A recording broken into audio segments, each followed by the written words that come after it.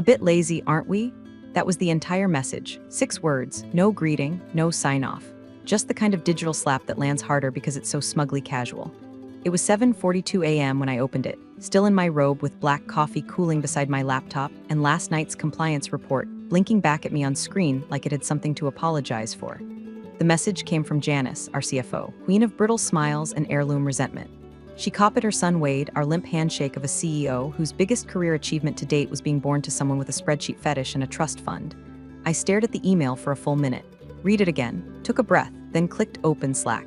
The private channels were already lighting up. Someone dropped a popcorn emoji. Another posted a gif of a cat getting smacked off a counter. They didn't say my name, but I could feel it like smoke under a closed door. You don't need to hear laughter to know when you're the punchline. The thing that really chapped my ass, this wasn't even about the message. It was about the timing.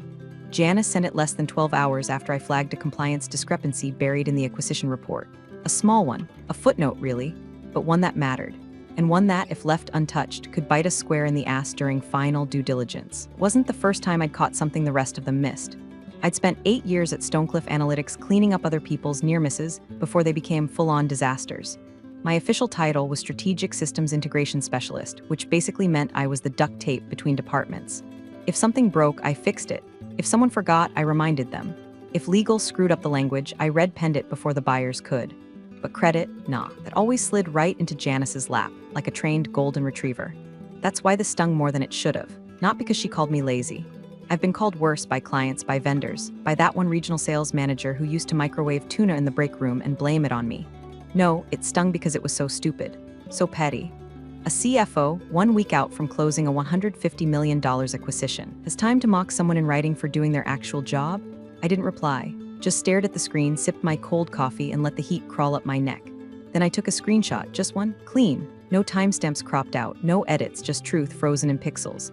I clicked open a private folder I'd been quietly adding to over the last few months, named it Clause 4B, dropped the screenshot in.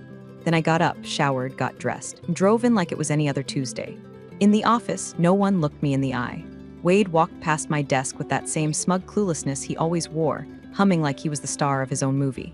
Janice didn't come in that day, working remotely, which was her code for wine in a Yeti tumbler and passive-aggressively rewriting press releases from her kitchen island.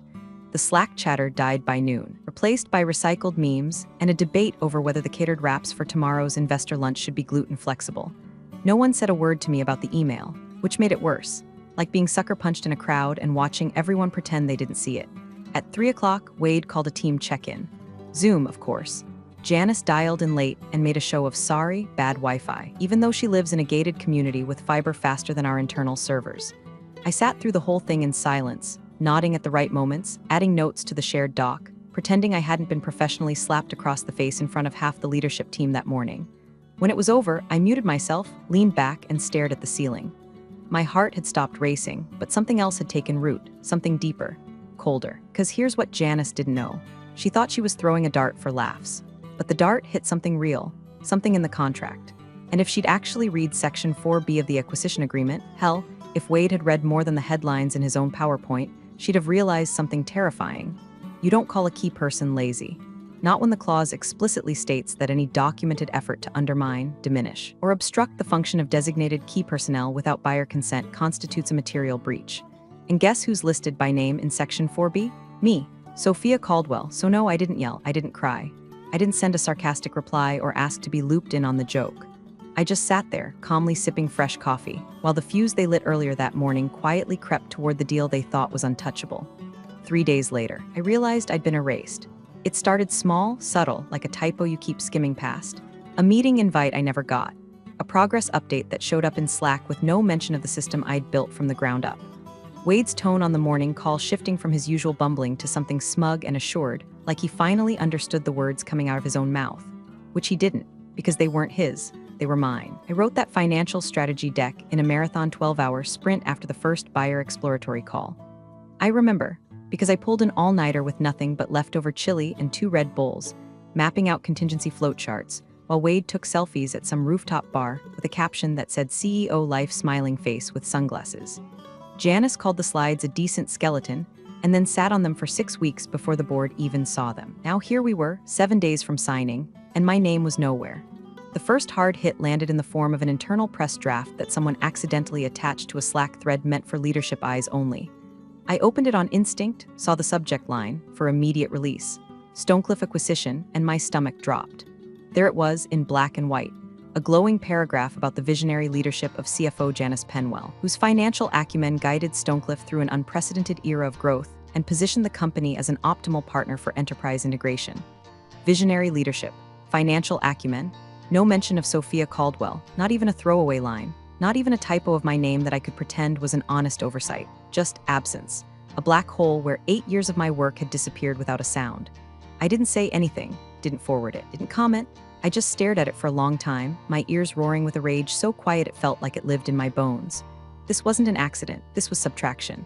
The kind of clean erasure that happens when people with power decide you're inconvenient. I wasn't loud. I didn't demand credit or claw for status. I was background, efficient, reliable, non-threatening. And that made me disposable the moment the spotlight showed up. Wade called me later that afternoon, said he just wanted to sync up before the buyer's final walkthrough. His voice was casual, a little too casual, the kind of tone people use when they know they're walking on landmines but pretend it's just wet grass. I looped in Janice on the latest numbers, he said. She's going to take point on the Q&A. Buyers really respond to her leadership voice. Leadership voice? Janice's leadership voice sounded like a disappointed fourth-grade librarian. I didn't argue, just said, okay, I'll be there. But when the next calendar invite came through, buyer final prep leadership only, my name wasn't on it. I checked the recipients. Janice, Wade, Chloe from legal, Brent from biz dev. Hell, even Rick, the VP of marketing, who once asked if Net30 was a dating app, made the cut, but not me. I clicked back to my folders. Opened Clause 4B. Stared at the screenshot of Janice's lazy girl jab, just sitting there like a loaded chamber. Then I pulled up the full acquisition contract and searched for the language I only half remembered from the late-night drafting sessions. There it was. Section 4B, key personnel. The buyer considers continuity of operations essential to post-acquisition integration. Any material modification to the roles, visibility, or influence of designated key personnel, particularly without buyer consultation or approval, shall constitute a breach of contractual expectations and provide grounds for renegotiation or withdrawal. And under designated key personnel, in line 3, just beneath Wade's legally inherited title and Janice's self-appointed glory, my name. Sophia Caldwell, Director of Strategic Systems Integration. I leaned back in my chair. The hum of the office around me felt suddenly far away, like I was watching it all underwater. Phones ringing. Footsteps. Laughter in the hallway. None of it touched me, because here's the thing about being erased. It only works if no one notices you were there to begin with, but I noticed. And so would the buyers, so I copied that line, snipped the clause, saved it beside the screenshot. Then I opened a new email. To Primary Counsel at Brecht and Harlow LLP, the legal firm representing our buyers. Subject, Internal Conduct Re, Key Personnel Sophia Caldwell attached, screenshot. Redacted notes. Section 4B excerpt, body, for your awareness. Please advise if further clarification is needed prior to formal closing. I didn't CC Wade, I didn't warn Janice. I didn't forward it to HR or flag it in Slack like some performative martyr. I just pressed send. Then I sat there in that buzzing office full of half smiles and canned laughter and watched the window reflect a woman no one was looking at. But they would. Soon. I didn't sleep that night. Not really. I lay in bed with my laptop closed, the screen still glowing faintly in my mind like a brand. The clause, the line, the cold confidence of it, any attempt to undermine, reassign, or diminish a key person without written buyer approval shall be considered grounds for immediate contract withdrawal. I repeated it like a prayer. Like a weapon I wasn't sure I had the stomach to use. Because let's be honest, I wasn't the kind of woman who threw grenades. I was the one patching bullet holes behind the scenes, making sure the bodies didn't pile up. I knew every leak in Stonecliff's hull. I'd sealed them all myself. I was the quiet fix, the backstage ghost, the person everyone relied on without realizing they were relying on me. And maybe that was the real mistake, mine.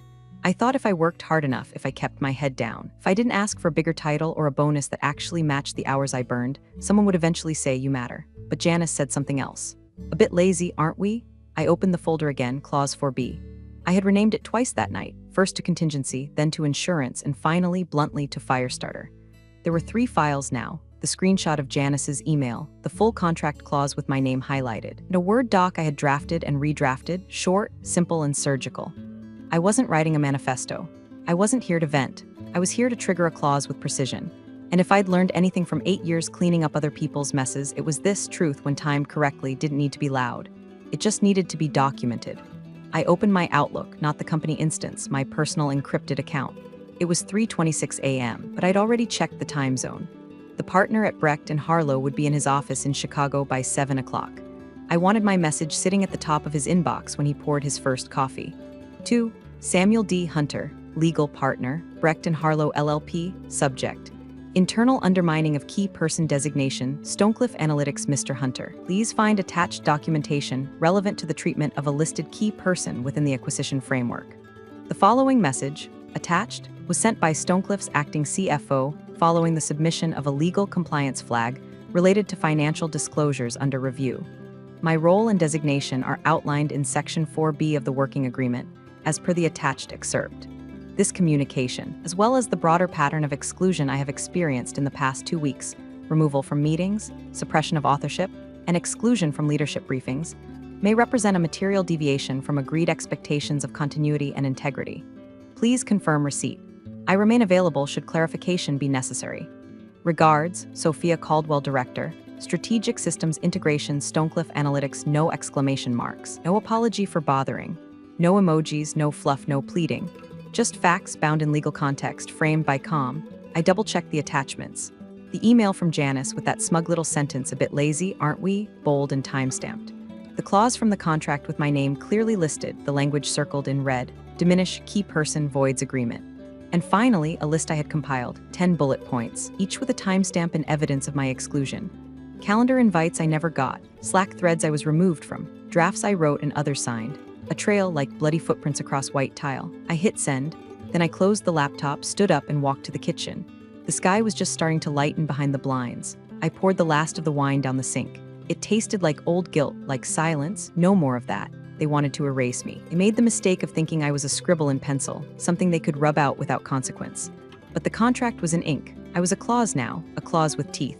A clause that, if triggered, could collapse $150 million in one sharp breath, and I just pulled the pin. My badge stopped working on Wednesday. Not entirely, just in the East Wing. The conference room hallway, the analytics vault, mezzanine offices where they were staging the integration team ahead of next week's buyer walkthrough. I tapped my keycard 3 times outside the main glass door, watched the red light blink back like a middle finger, then smiled. They didn't even bother to tell me. I stood there for a moment, holding my coffee in one hand, badge dangling stupidly in the other, and let the silence stretch. Then I turned on my heel and walked calmly back to my desk, past the new hires who looked at me like I was a ghost haunting their shiny ergonomic chairs. Wade was in the break room, laughing at something on his phone. Probably another TikTok he didn't understand but reposted anyway with some caption like CEO grindset briefcase fire. I nodded as I passed him. He didn't meet my eyes. I didn't need a confrontation. I just needed a pattern. And now I had one, loss of access. No meeting invites. My edits removed from final decks. A spreadsheet I created 6 months ago, now circulated with someone else's initials in the footer. One of the interns even asked me if I was still working on the acquisition stuff or just doing transition support now. Transition support. That's what they thought I was, an extra set of hands to box up the real work for Janice to carry across the finish line like some conquering hero. That night, I stayed late, not in the office. That wasn't an option anymore. I logged in from my apartment, where the silence was cleaner and the lighting didn't buzz like a mosquito in my ear. I opened a spreadsheet labeled Exclusion Timeline. Every row was an act of quiet aggression. Every column a date, a file path, a name redacted. Deleted invites. Slack comments mysteriously vanishing. Comments on a doc turned to resolved without ever being addressed. I cross-referenced everything against my email logs, download histories, and timestamps. If Janice wanted to ghostwrite me out of the deal, she'd have to do it over my evidence. By 1:00 a.m., the file was 17 tabs deep, color-coded, synced to a private, off-network backup. My own little war journal. And still, I didn't speak. Not to Wade, not to HR, not to the legal team who'd once asked me to translate Janice's style when she sent emails in all caps and Latin aphorisms like she was Caesar himself. Not even to Chloe, the only person left in that building who treated me like a human being and not a placeholder. Because this wasn't a fight anymore. This was observation. The morning after, I sat in on the investor call from my laptop at home. The camera was off, mic muted, name dimmed in the corner like a shadow no one acknowledged. Janice smiled her crocodile smile through the whole meeting, flanked by Wade in a tailored blazer he absolutely borrowed from someone more qualified. They presented my projections. They walked through my system mapping. And then Janice, bless her botoxed heart, said it. I'd love to thank the team that helped bring this together, especially Rick and Brent for shepherding the financial strategy into its final form. No mention of me, not even a generic the broader team. Just Brent, whose idea of a forecast is dragging a cell to the right until the numbers look ambitious enough for the board. I took a screenshot mid-zoom. Janice's face paused mid-smirk, Brent blinking like a deer in Excel headlights. I added it to the Firestarter folder. Later that day, I got a ping in Slack. Wade Penwell right arrow Sophia Caldwell hey, just looping you out of the Thursday prep. Janice wants to keep the team lean. No worries, it's just optics before the walkthrough, just optics. I stared at the message so long the timestamp grayed out. I replied with a thumbs up emoji, nothing else, just a floating neutered gesture that said I saw you. I see all of you. Then I opened a new doc and started typing. Subject, timeline of role diminishment Sophia Caldwell to, Regulatory Compliance Officer, confidential draft. I didn't send it. Not yet. But it sat there, breathing like a living thing. They thought I was frozen out, that I'd been benched. But they forgot that quiet doesn't mean blind, and silence isn't surrender. You can build a guillotine out of receipts, and I was stacking the wood, one documented slight at a time. The conference room smelled like fresh printer toner and nerves wearing expensive cologne. They'd reserved the 17th floor executive suite, dusted off the fancy coffee carafes, even dragged in one of those sad fruit trays nobody ever touches. Everything screamed, look how legitimate we are. I walked in 5 minutes early, unnoticed, quiet, dressed in navy slacks and a black blouse I'd ironed twice but still felt invisible in. They didn't invite me, not officially. Chloe from legal had forwarded the calendar link 2 nights prior with a single sentence. Thought you might want to sit in. No fanfare, no welcome. I wasn't on the agenda. I wasn't even seated at the table. Just one of the chairs pressed up against the glass wall, lined like an audience of ghosts. Janice floated in 10 minutes late, of course, wearing white like she was here to baptize the damn deal herself. Wade followed close behind, holding a manila folder like it contained ancient secrets instead of printed PDFs he didn't understand. The buyer's team had already arrived, 2 execs from Frankfurt, 1 from New York. Their lead legal counsel, Samuel Hunter, sat at the head of the table, flipping through his notes with deliberate calm. I watched them all like I was underwater. It felt surreal. Surreal that no one was asking why I was here. Surreal that no one noticed I was the only person who didn't get a nameplate. Surreal that the coffee cups had initials written in black marker, except mine. Janice opened the meeting with her usual performance, gratitude, vision, strategy. Every line was a reheated version of things I'd written, spreadsheets I'd built, workflows I'd mapped. Wade chimed in now and then with rehearsed nods and phrases like client-focused synergies and infrastructure resilience that made the buyers smile politely. I sat still, my hands folded in my lap. Then Janice did what Janice always does. She looked at me, not directly, just over her shoulder with that glassy-eyed smirk she used when she was about to spit a sentence dipped in battery acid. Let's not keep them waiting, she said, gesturing toward the buyers with a clap of her manicured hands. Some of us move at full speed. A soft chuckle floated across the table. The German VP smiled politely. Wade let out a single dry laugh like he wasn't sure if it was a joke or a cue. No one looked at me, but I could feel it. Red flush climbed my neck. I didn't flinch. I didn't react. I just watched the steam rise from the untouched coffee in front of me like I was somewhere else entirely, and then it happened. Samuel Hunter's associate, a young woman in a navy suit with a silver pen tucked behind her ear, tilted her head as her phone buzzed beside her notebook. She glanced down, frowned, opened her laptop, began typing. Janice kept talking. The associate typed faster, and then she stopped. She looked up, her expression didn't change. She didn't gasp or shout or make a scene. She simply closed the laptop, leaned over to Samuel and whispered something in his ear. He paused, looked at her, then at me, then at Janice. He nodded once. Apologies, he said, standing up. If you'll excuse me for a moment. The room stilled. No one moved. Janice blinked. Is everything all right? Samuel didn't answer. Just walked out with the associate right behind him. Laptop tucked under her arm like a sealed verdict. Janice stood awkwardly for a beat, half smiling, then slowly lowered herself back into her chair. I'm sure it's just a last-minute clarification, she said.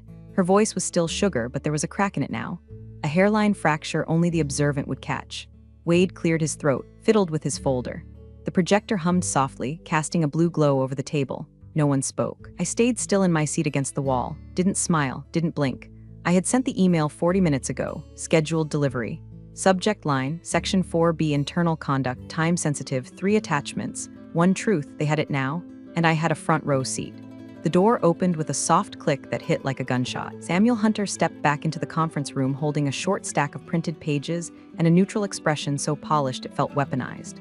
Behind him, the associate followed, face unreadable, eyes scanning the room like a silent sentry. Neither looked rushed, neither looked panicked. But something had shifted. Janice straightened in her chair with a rehearsed smile that didn't quite meet her eyes. All set? Almost, Samuel replied smoothly, his voice even. Almost pleasant. Would you mind switching the projector input to HDMI? He gestured toward the tech rep at the far end of the room who scrambled to comply. The screen went black, then flickered to life, displaying the familiar Windows desktop of a legal laptop. A few icons. A folder titled Stonecliffe Acquisition Diligence Final, then a PDF. No one said anything. He clicked it open. Pages loaded, headers, footers, the full contract. Janice adjusted the collar of her blazer, visibly trying to read upside down. Wade leaned forward slightly, his lips twitching into what might have been a smile if he weren't so clearly out of his depth. Samuel didn't speak right away. He navigated to a bookmark section and scrolled slowly, deliberately, before stopping on page 37. At the top, bolded and underlined, Section 4B, Continuity and Designated Key Personnel, and below it, paragraph so familiar to me now, I could have recited it in my sleep. The buyer considers the uninterrupted function of designated key personnel to be foundational to integration post-closing. Any attempt to reassign, reduce, interfere with, or otherwise undermine said personnel, without buyer's written acknowledgement and approval, shall constitute material breach and grounds for immediate withdrawal of offer. Room went so still you could hear the tick of the wall clock above the whiteboard. Samuel continued, his tone as measured as ever. We received a communication this morning from a member of your leadership team that raises several concerns about compliance with this clause. He clicked once more. My email filled the screen. Subject, Section 4B Internal Conduct, time sensitive, below it, my name, my title, my signature block.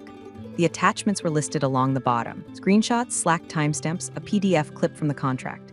He scrolled to the first attachment, and there it was, Janice's email. A bit lazy, aren't we? Bold, timestamped, copied to Wade. I watched Janice from the corner of my eye. Her face didn't move, but I saw the twitch in her left jaw, just a flutter, like the mask was starting to slip. Wade leaned back in his chair and blinked twice, like he was trying to load a new reality that kept buffering. Samuel zoomed in on the contract again. The clause, my name, there it was. Sophia Caldwell, Director Strategic Systems Integration, Key Personnel, right there, in print, in pixels, inescapable. He looked up finally, eyes sweeping the table, settling on no one in particular. This clause is quite clear, he said, flipping the pages slowly as if pacing his words. The documentation we've now reviewed suggests multiple decisions were made that materially affect Miss Caldwell's ability to perform her designated role, including exclusion from leadership briefings, reassignment of work product without attribution, and derogatory internal communications. He turned his gaze toward Janice, not accusatory, just factual. We were not informed of any of this prior to this morning. No one said a word. Only sound was the air vent humming overhead. Janice blinked, once, twice. Then she cleared her throat. Surely this is, she started, but Samuel held up a hand, not rudely, just enough to stop her words mid-flight.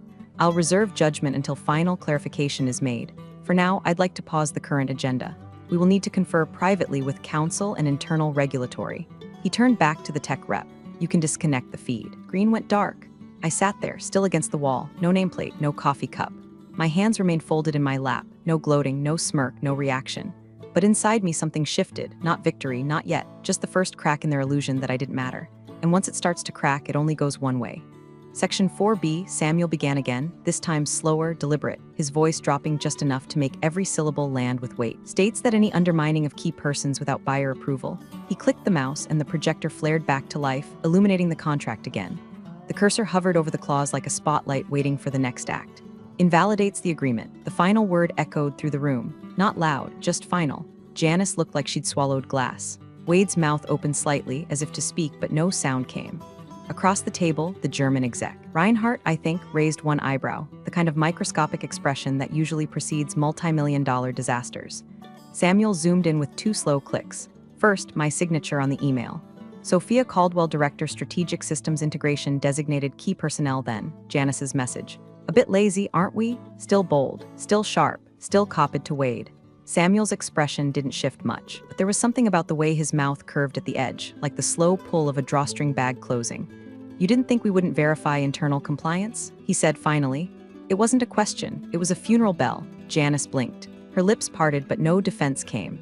Her eyes darted to Wade, who looked like a sophomore caught plagiarizing in front of the dean. He coughed into his hand, then fiddled with the corner of the folder he'd been pretending to read for the last 20 minutes. Mr. Hunter, Janice said, trying for composure, I think this is being misinterpreted. It was a joke. He raised one finger gently. Let's not do that. She stopped. The associate beside him flipped open her own binder, pulling a tabbed folder labeled Personnel and Continuity. She slid it across to Samuel, who didn't even look, just placed his hand on it like he already knew what was inside. We've been monitoring internal changes since the draft execution, he continued. Every personnel shift, every role reassignment, every Slack thread, every redlined version of your internal rollout documentation. He turned the pages again, and we flagged the early signs weeks ago. This, he tapped Janice's message on the screen, simply confirms our analysis. in writing. Janice looked like she was about to stand, but thought better of it. Her hands were folded too tightly. Her voice, when it returned, was quieter. Sophia was never meant to be front-facing during the closing period. Her role was her role, Samuel interrupted, eyes narrowing, was defined in Section 4B, which you co-signed. The screen split. On the left, the contract clause with my name highlighted. On the right, a time-stamped log of removed calendar invites, absence from buyer briefings, my revoked access logs, the Slack deletions, the press draft that omitted me entirely. One by one receipts, I remained still, every inch of me resisting the instinct to react, to smile, to gloat, to anything. But this wasn't my scene to steal. The contract was speaking now, and it was saying everything I'd swallowed for the past month. Chloe from legal finally spoke up, her voice thin. Is there any path to resolution? Samuel didn't look at her. Was still watching Janice. That depends on how transparent your leadership is willing to be today. A beat passed, then another. No one moved. The silence was deafening. A room designed for celebration had become a courtroom, and the jury was watching the guilty shuffle their papers, trying to invent innocence where none remained. Wade, to his credit, or maybe just out of fear, finally leaned forward. What happens next? Samuel closed the laptop. The screen went black again. We're pausing the signing, effective immediately. Janice inhaled sharply. Pending internal review and further regulatory consultation, he added. That includes a full compliance audit of personnel decisions made since the initial MOU. Another beat, then he turned to me. For the first time all meeting, the room acknowledged I was there. His voice softened. Miss Caldwell, I'd like to speak with you privately. When you're ready, I nodded once, nothing else. He stood. So did the associate. The buyers followed without a word, polite but cool. Janice remained seated, blinking hard, jaw clenched. Wade sagged into his chair like the air had been sucked out of him. The door shut behind them. And just like that, the room that had treated me like an afterthought was now filled with nothing but the echo of my absence. Janice broke first. It wasn't dramatic, no sobs, no table-pounding tantrum. That wasn't her style. Her version of unraveling was far more pathetic. A slow, calculated denial pretending to be grace under fire. As soon as the buyers cleared the room, she turned to Chloe from legal with a smile that made my skin crawl. Well, this is obviously a misunderstanding. Samuel's team will calm down once we clarify roles. Chloe didn't respond, just stared at her the way someone might watch a raccoon try to open a padlocked dumpster. Janice turned next to Wade. Looked like someone had just told him Santa Claus was a Ponzi scheme. His face was pale, hands gripping the edges of his folder like he could fall into it if he held tight enough. His mouth opened, then closed, then opened again. Mom, he began, but Janice cut him off with a raised palm as if he were an unruly toddler at Thanksgiving. We'll draft an amendment, she said to no one in particular. Make Sophia a technical consultant, something non-essential. They'll sign. She said it with such certainty I almost laughed, but I didn't. I sat still in my chair against the wall, same position I'd held all meeting. No coffee cup, no notes, no nameplate, just the clause, just the truth, that was enough. Then the door opened again. It wasn't the buyers. It was Ed Hanley, the board's internal compliance officer.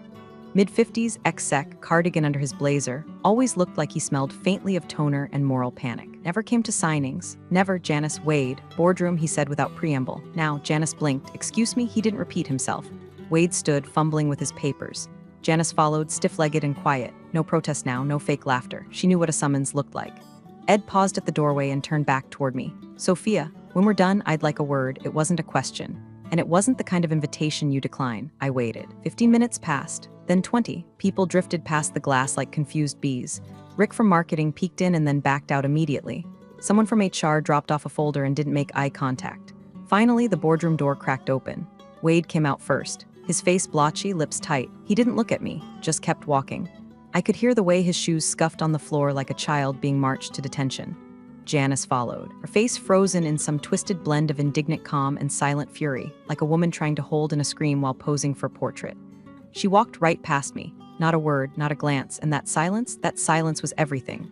Ed appeared again in the doorway. Now it's your turn. He led me back into the same room they'd just been shredded in.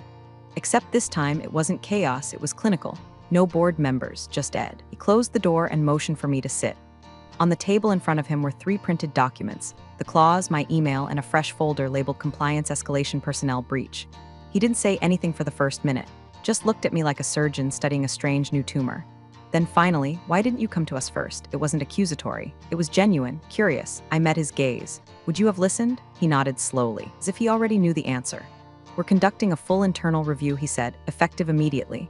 Your documentation, well, let's just say it speaks volumes. I stayed quiet. He tapped the folder. There's going to be fallout, board-level decisions, possible legal implications. We'll need you to answer some questions under NDA. I know you've been through a lot. I exhaled. I'm fine. He studied me again, then leaned back in his chair. Buyers requested something else too. My stomach ticked once. They want to speak with you, personally. Their lead counsel said, how did he phrase it? She understands the business better than the people who tried to sell it. I didn't react, didn't smile, didn't blink. Ed chuckled softly, the first human sound I'd heard all day. I'd take the call, he said, whatever happens next here.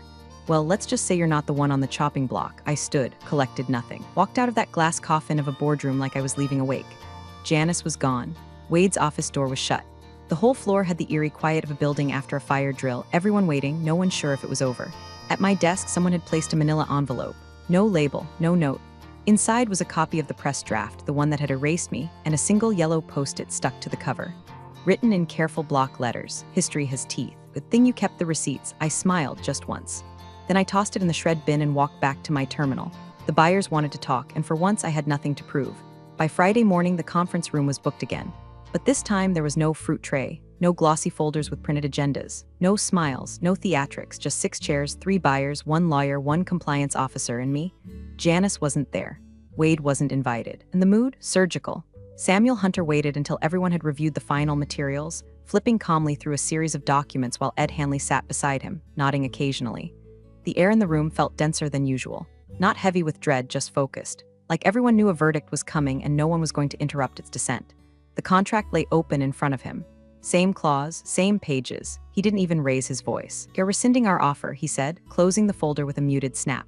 Section 4B was triggered. We'll be notifying the regulatory team and advising our auditors to adjust exposure accordingly.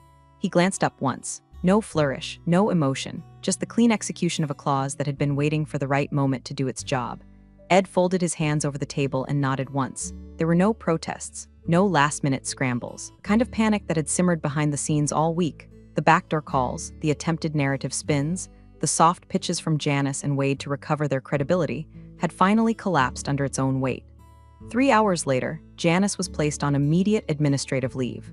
The official reason cited compliance discrepancies and conduct unbecoming of executive standards. But everyone knew what it meant. The same woman who had spent a decade sculpting her authority out of fear and performance had been undone by 6 words typed in arrogance. Wade didn't even fight it. He tendered his resignation before the end of the day. The internal email was sent from HR at 4:12 p.m. with the usual vague language. Effective immediately, Wade Penwell has chosen to pursue new opportunities. We thank him for his contributions. I read it while sipping coffee at my desk. And even blink, they both vanished like ghosts at sunrise. No farewells, no meetings, no public statements. Just empty offices and silence. Then came the call. It wasn't from Ed. It wasn't even from the buyer's counsel. It was from Reinhardt himself, VP of Global Acquisitions for the buyer group. Thick accent, precise words, very little wasted breath. We won't be proceeding with Stonecliff, he said, but we would like to retain your expertise. I waited. This won't be a formal offer. No job title, no relocation.